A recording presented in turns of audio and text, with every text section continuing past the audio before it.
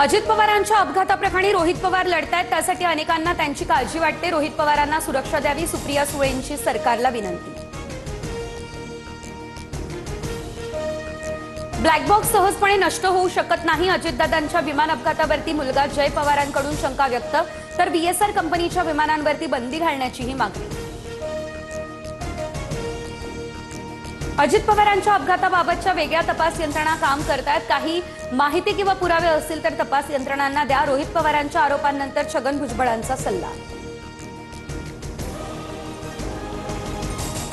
राज्यसभेच्या रिक्त जागांसाठी भाजपमधील निष्ठावंतांची फिल्डिंग। मागील काही वर्षात भाजपमध्ये बाहेरून आलेल्यांना संधी। विनोद तावडे, रामदास आठवले, विजया रहाटकर, भागवत कराड, धैर्यशील पाटील यांच्या नावाची चर्चा। मुंबईमध्ये आदित्य आणि राज ठाकरे एकत्र। शिवाजी पार्कमधील सुशोभीकरणाच्या कामाचा काका पुतण्याच्या हस्ते शुभारंभ। दोघांकडून शिवरायांच्या पुतळ्याला अभिवादन। राज ठाकरे आणि एकनाथ शिंदेंच्या भेटीवरील प्रश्नावर बोलणं आदित्य ठाकरेंनी टाळलं।